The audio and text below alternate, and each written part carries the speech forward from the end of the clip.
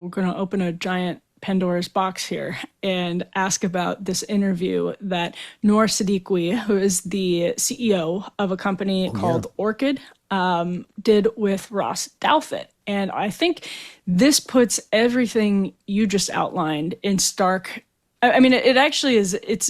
It makes the stakes look as high as they really are, which is, as you have this sort of great thawing in the culture, you also are starting to confront some of the deepest technological questions really, really urgently. And so Douthat, who is a devout Catholic, was questioning Siddiqui on her technology, which essentially allows people to screen embryos and determine which ones have the best shot at healthy lives, and then implant those, and basically to screen for conditions, disabilities that may make life very difficult for new human beings coming into existence. So let's take a listen to this part of their interview in the New York Times podcast that went super, super viral. It was a long conversation. It was a long podcast.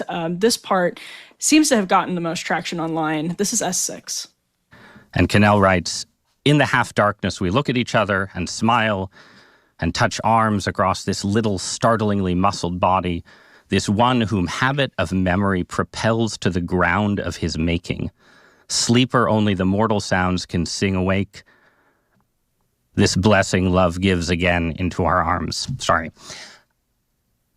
Do you worry about removing or diminishing from human experience that aspect of being a husband and a wife in a relationship with a child? What do you mean?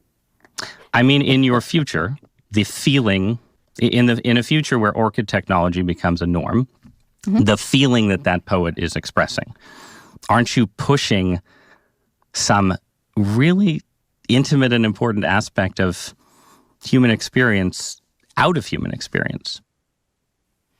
Yeah, I think people will, obviously continue to have sex. I mean, it's a profound source of connection. I think it's just that people will. I mean, it's actually funny. I mean, this quote that I've said of, sex is for fun, orchid and embryo screening is for babies. It's actually. I didn't want to quote that to you because I thought it was so ridiculous. But go on. I actually don't. I think it's already true. I mean, already people are having sex much more often than they're having babies. Sex is already for fun and not for babies. 99% of the time. So it's actually not so strange.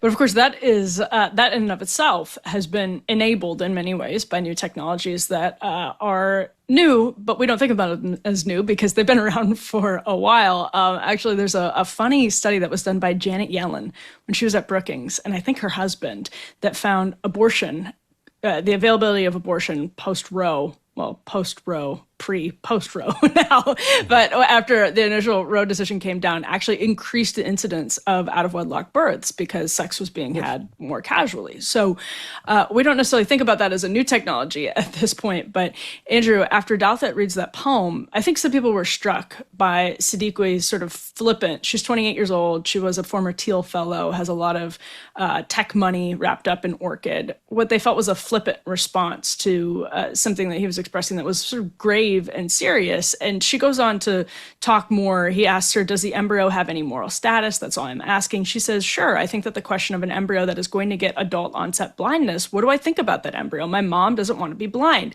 She doesn't want me to be blind. She doesn't want her grandkids to be blind. So I think that it is a positive moral choice. It is the responsible decision as a parent to detect that risk at the earliest possible stage and to transfer the embryo that has the best probability of a healthy life. So she really flips the framing. What did you make of it? Well, to me, first of all, why do all these women have the same psychotic smile on their face? They look like that in movies. Every single one of them has that same gaze smile, like they're on. Yeah, exactly. Yeah.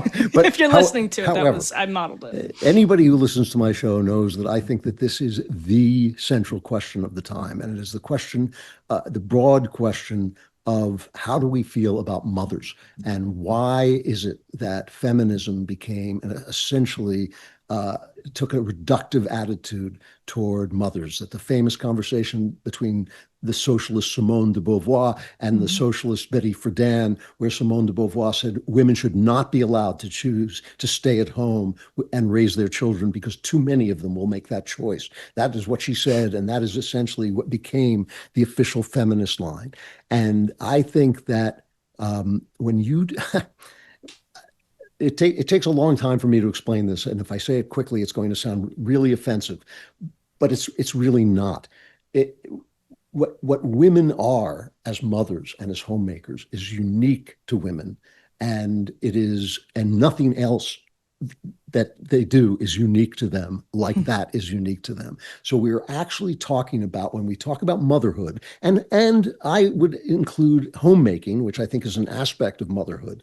When we talk about homemaking and motherhood, we are talking about being human. If you eliminate that from the scenario of raising children, having children, reproducing, you have eliminated humanity. And what was so incredibly touching to me about that exchange, I watched the entire interview. I watched every minute of the interview. And when Douthat, who's a lovely guy, absolutely great guy, he's reading a poem by Galway Connell, and it's called something like "After Making Love, We Hear Footsteps." And the point of the poem is that the making love to your wife, a husband and wife making love, is continued in the creation of a baby, that whole thing is connected. It is the human experience that you make love, a man and woman make love, and then there is a baby. And Douthat starts to choke up on the beauty of this poem and the beauty of the thought in the poem. And she looks at him with that psychotic smile and says, "What do you mean? What are you talking, what's going on? What do you mean?" And I thought that basically summed it up, because I think that is what we're talking about. I've said for a long time that the existence of the artificial womb is going to be the dividing point between the past and the future. Once babies can be made as if in a toaster, which is basically, Brave New World. I mean, that's what happens in Brave New World, that they make babies in a genetically arranged babies in little machines, and sex is something completely without any kind of meaning at all. And women are just, it's basically a homosexual world in which people are just having sex for the pleasure of it, and children happen somewhere else. I mean, that is essentially what it is, except for the shape of some of the people, the female shape of some of the people having sex. That's the only difference between that and the old bathhouse days of pre-AIDS homosexuality. And so the fact that she couldn't even understand the question, couldn't understand the depth and gravity of the question, I think is chilling and frightening.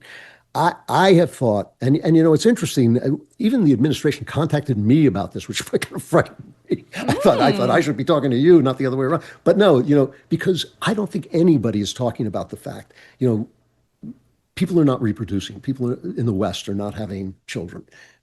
We're dying out. That's what happened. It happens very quickly, and once it happens, it's really hard to reverse. And people keep saying, well, we should give women money. We should give women more time off. We should give them more maternity leave. We need more childcare at work. Give them podcasts. And we give them and my thing is, how about giving them respect and honor for the key act of humanity, which is motherhood, and not just motherhood in the physical sense of having some baby come out of you, but the magical thing that mothers do when they turn those infants into human beings, which they do through a lot of scut work, a lot of boring work, but also a lot of very rewarding, deep work that has, whenever I hear a woman say, "I'm just a mom," I always think, does anybody ever think of their mom? And she was just a mom.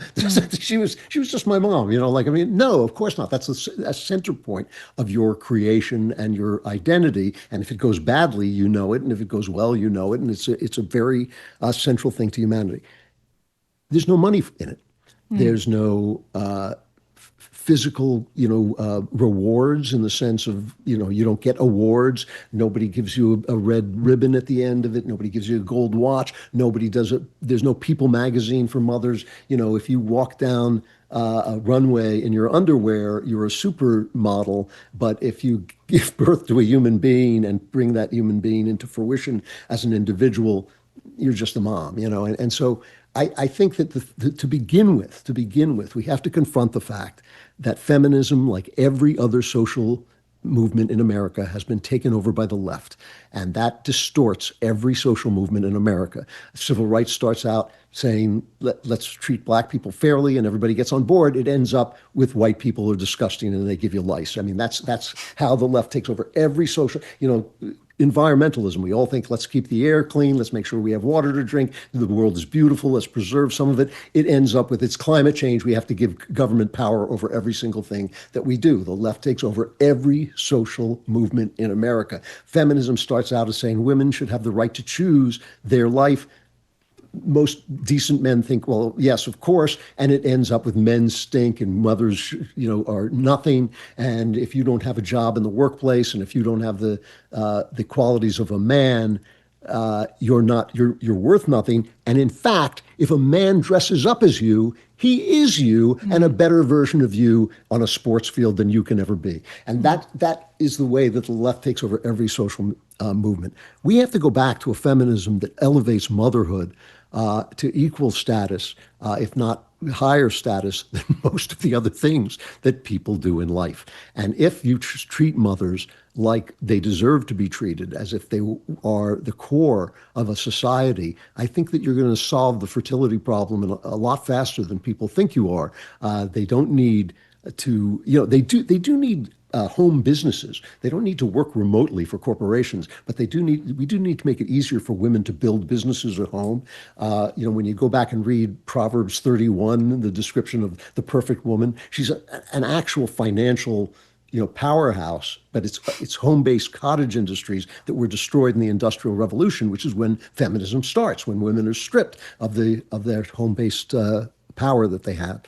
So I really think that we need to reconstruct, and people on the right are going to have the courage to do this, to reconstruct our conversation about women and start saying, yes, women should be mothers, they should be homemakers. That role should be elevated both in our respect and also in its diversity of choice, so that you can be a mother and a homemaker in different ways, depending on how you choose to do it, and still retain economic productivity and power and intellectual productivity and interest. I think that is the one solution. It's the one solution you never hear. And the reason is simple. Socialists hate the home because it's a source of individual power, and capitalists hate the home because it takes women out of the workforce and takes them, means that they can pay people less. There's a reason that wages have stagnated ever since feminism became the law of the land.